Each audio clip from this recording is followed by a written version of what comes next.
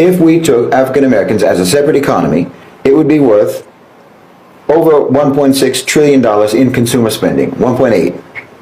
That's larger than most countries. But the question is, are you just a market to be exploited?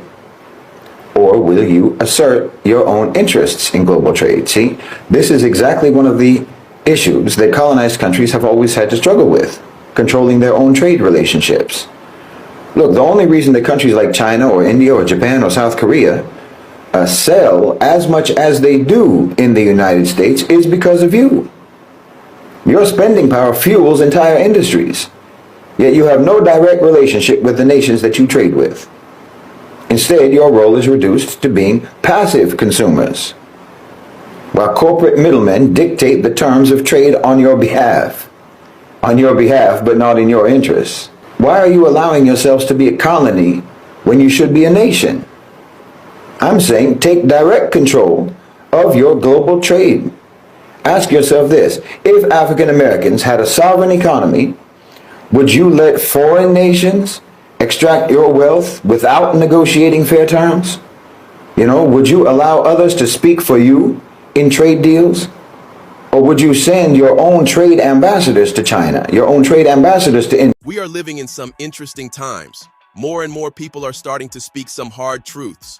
Today, we will listen to a white man speaking lots of truth to his fellow white community. Let's take a listen to this. I don't know if you can think of a people who were more held back, more deprived, more sabotaged than African Americans. You took everything away from them and took them away from everything. They started in your country at less than zero, literally regarded and treated as subhuman, not allowed to learn to read or write or anything for hundreds of years. But you see, they come from a people of accomplishment to one degree or another, not a people of piracy and theft and appropriation.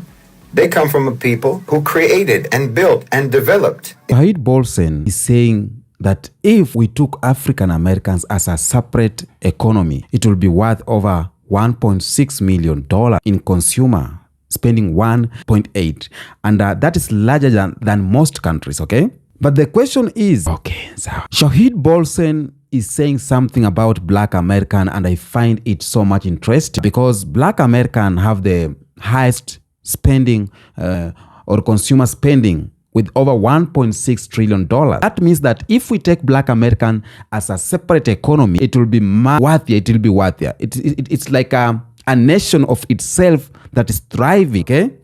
If Black Americans make direct deals with Africans, make direct deals with the Caribbeans and other countries, that means Black American as a nation, it will be filthy rich. Now, SHAHID is a white professor, and he is seeing his perspective on Black American, and he acknowledges what Black American can do. He acknowledged that Black American has the cultural superpower. That means Black American, you are superpowers. Black people are superpowers. That's automatic. Now, family, much love and respect to you all. And what I'm going to talk about today is what SHAHID BOLSEN has said, and I'm reacting on it. Okay? Because I'll say this. His perspectives on African Americans are very true. Because with a spending power of worth $1.6 billion or $1.6 trillion in economy, that is bigger than the GDP of most countries on this earth. Yes, it is bigger than the GDP of most countries in this earth.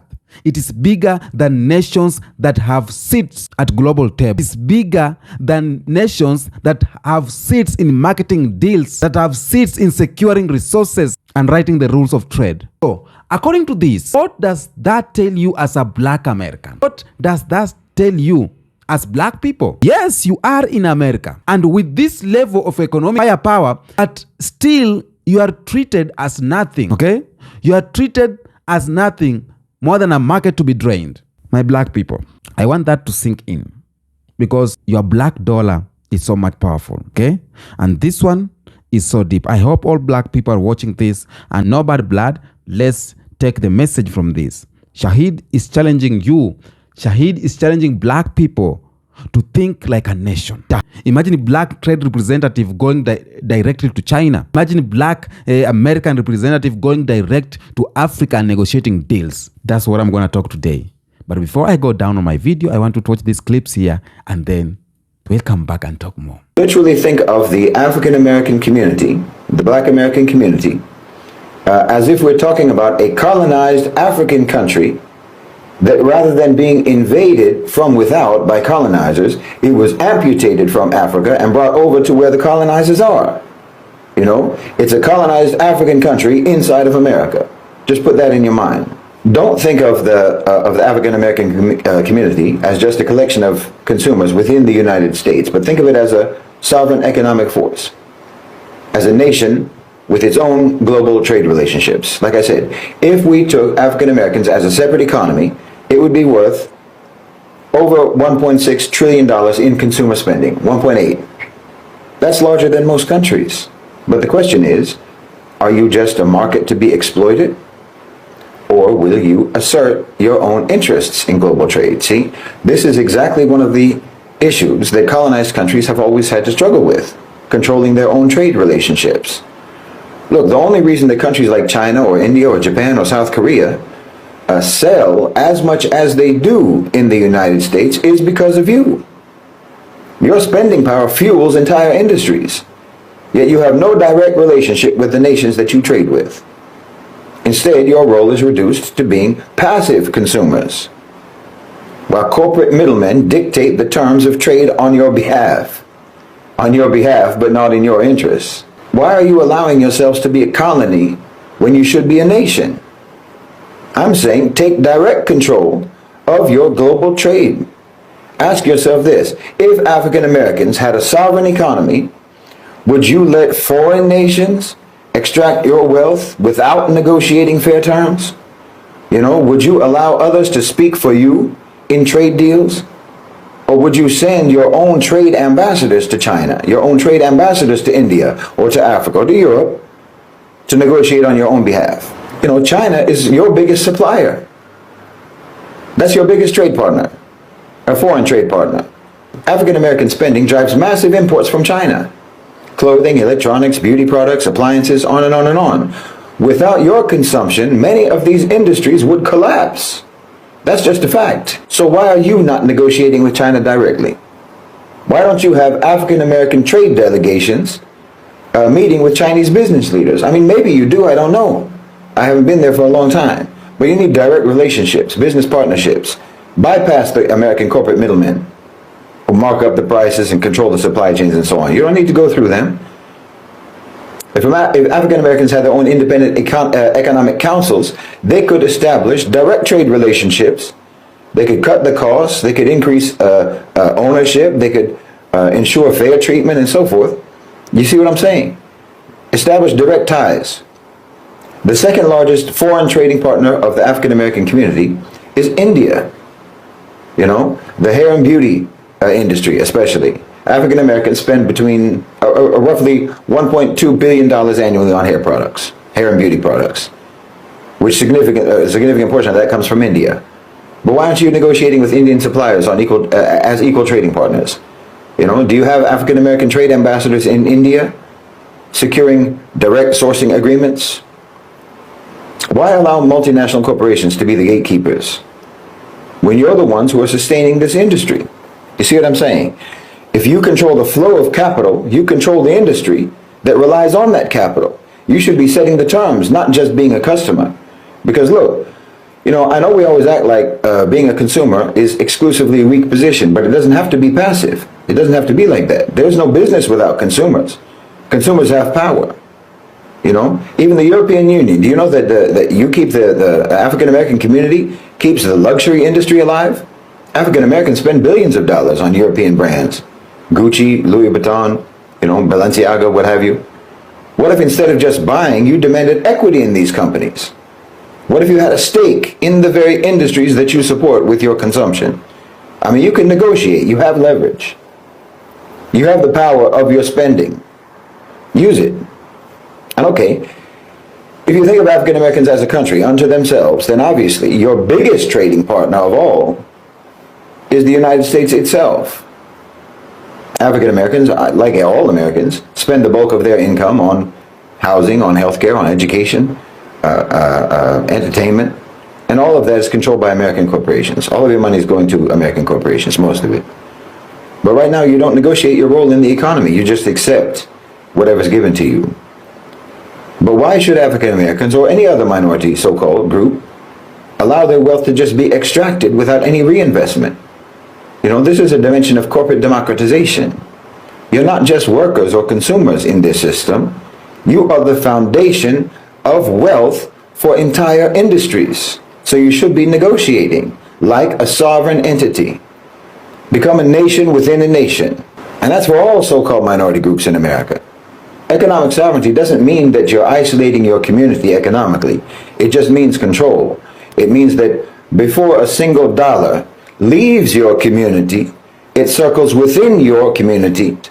It means that you dictate the terms of your trade relationships, not corporations that just exploit your spending.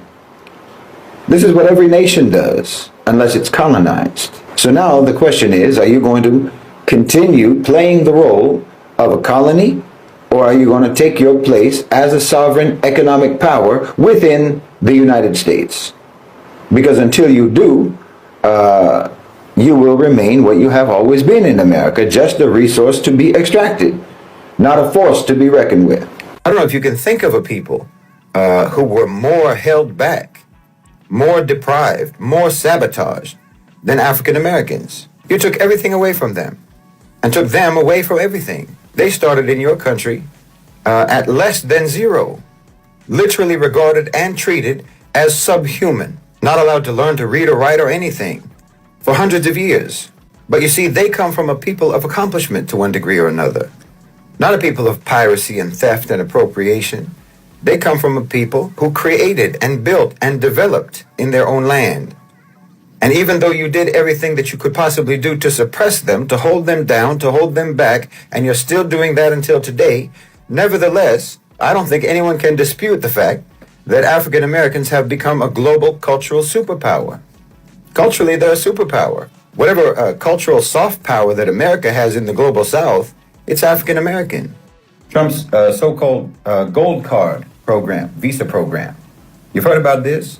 He's offering residency and a path to citizenship for $5 million. This is not an immigration policy, it's a fire sale. Citizenship is just another product on the shelf.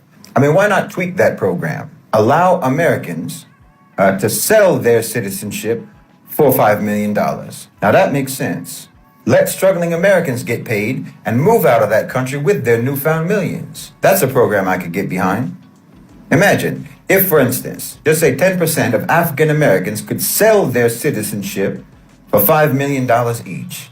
That's roughly 5 million new millionaires, $25 trillion between them. You can get a Dominican citizenship for an investment of just $100,000. You could make the Dominican Republic $25 trillion richer overnight.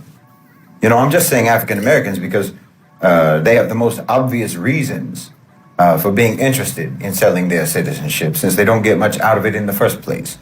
But if you offered a program like that in reality, well, I think that you'd see that country empty out. I mean, ask yourself, if you're an American, what would you rather have? American citizenship or $5 million? $5 million and the opportunity to get citizenship elsewhere and have all the safety and all the security that comes with being that rich. Retaining your citizenship is never going to secure for you that kind of wealth. It's never going to secure that kind of wealth for you. It's never going to give you that kind of freedom, and it's never going to give you that kind of security. And I think you know it. I think you ought to demand the right to sell your citizenship, since he's already treating it like a product, like an asset that can be bought and sold. So why can't the people who already possess that asset, who already have that product, why can't they sell it? Isn't that capitalism? Welcome back. Thank you so much for tuning in. And for those who haven't subscribed, please kindly subscribe to my YouTube space. For those who have subscribed and watching, I'm humbly saying thank you to you. And for those who are sending super thanks, you keep me alive. Thank you so much, and keep on doing that. Now, let's understand the power of 1.8 or $1.6 trillion of black, or let us understand the black dollar power. Now, let's sit with this number for a moment. $1.8 trillion. I don't know how big do you know that is? I don't know. Most of you knows that. But for those who don't know about the economies or economic, this is so big. It is so big. Because if we put it in perspective, that's more than the GDP of countries like Mexico, countries like Indonesia, Saudi Arabia. Imagine, Black American, when you put your dollar into GDP, it is more than Saudi Arabia, more than even Turkey. Mexico, more than Mexico, are all countries, okay? And these countries that I've mentioned here are countries with massive population, okay? These countries that I've mentioned here are countries with massive populations, are countries with massive land, are countries with massive oil, are countries with massive natural resources, and still don't reach the level of wealth that Black Americans collectively produce just through spending. Now, here's the issue. GDP is different from spending power because GDP reflects what nations produces, okay? GDP reflects what exports and controls. And Black Americans on this matter, or on the other hand, mostly functions as consumers. And that is meaning that the money of Black people fuels everyone else's GDP we buy.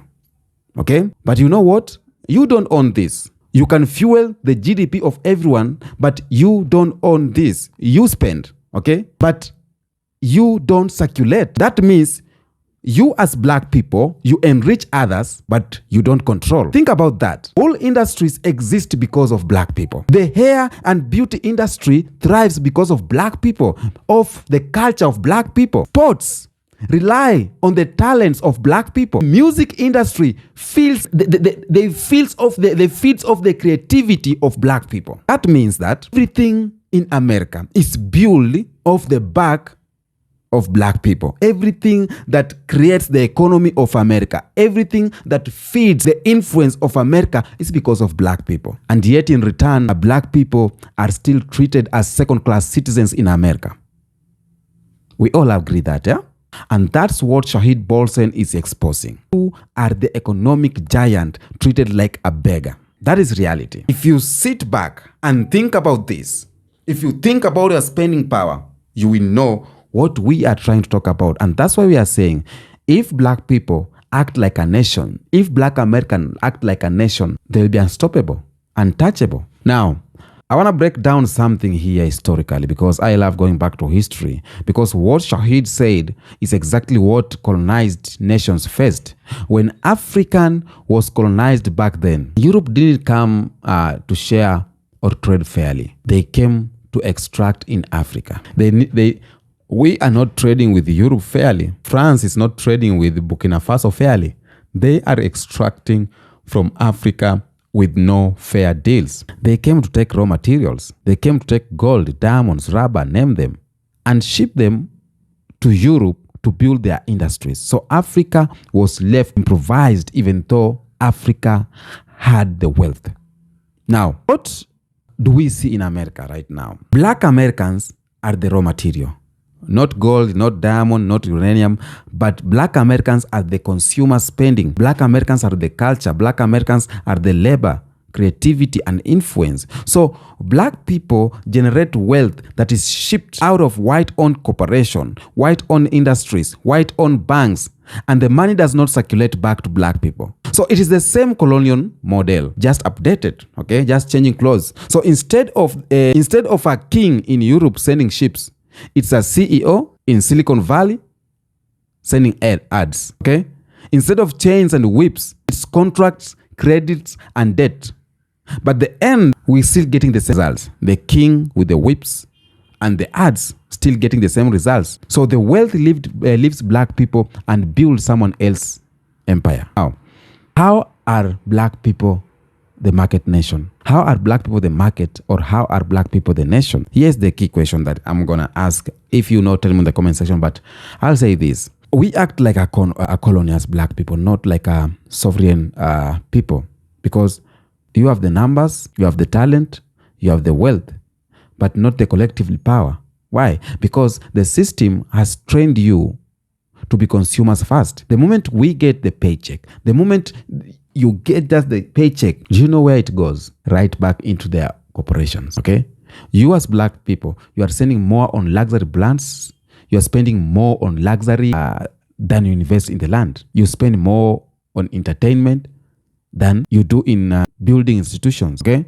You measure success by what you can buy, but not what you can own. And that is the problem. That is the colonial mindset. The system has tricked you into believing that being a good consumer is freedom. The system has tricked everyone, every black people, that being a good consumer is a better freedom. But let me tell you, freedom is not consumption. Freedom is control. Freedom is sovereignty. Freedom is ability to say that we decide where our money goes. Freedom is ability to decide that we decide who we trade with.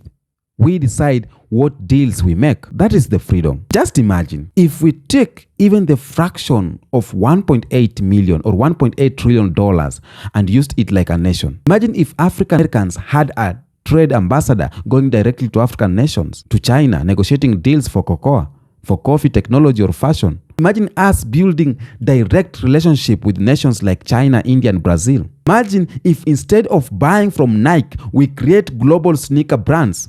Instead of spending or pouring billions into Apple, we create black-owned tech companies and ship our products worldwide. Instead of being the consumers of culture, we became the exporters of culture, with our terms, not theirs. And that's what this white professor, that's what SHAHID BOLSEN is trying to say here. You as black people, you are acting like a colony when you should be a nation. Now, the part that hurts so much is that BOLSEN described in what he described is nothing new, because it's the same plantation model dressed up in modern clothes, okay?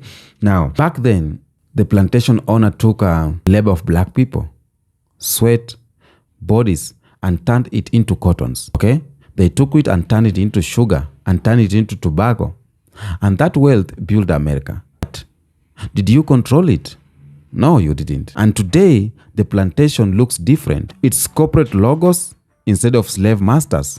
It is a shopping malls and Amazon warehouse instead of cotton fields. It is Wall Street executive instead of plantation overseas. So the principle hasn't changed at all. It hasn't. The work of black people, the spending of black people build their empire, but black people remain dependent. Now, even the philosophy is the same. Even the psychology is the same. Back then on plantation, the enslaved Africans were told, be grateful for the scraps we give you. And today the consumer is told, be grateful, you can buy these scraps, you can buy the luxury. And these symbols of status, both mindsets, are designed to keep black people in one place. So when BOLSEN asks, why are you allowing yourself to be a colony when you should be a nation? He is asking, why are you still living like we are on someone else's plantation? That's what he's asking.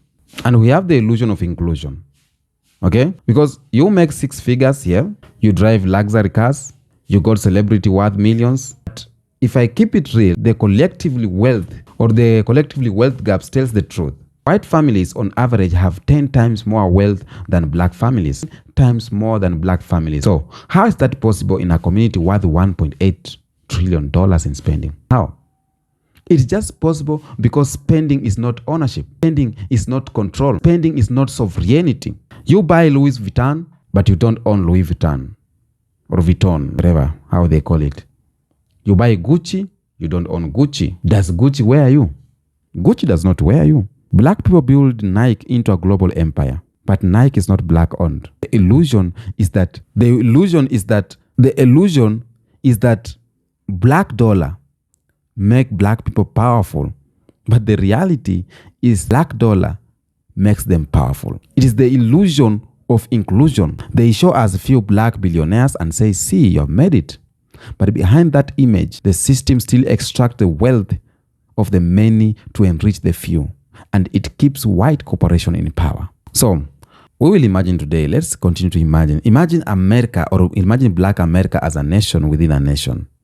If black people were independent, with $1.8 trillion in wealth circulating among yourself, will instantly be one of the top 20 economies in the world. Okay?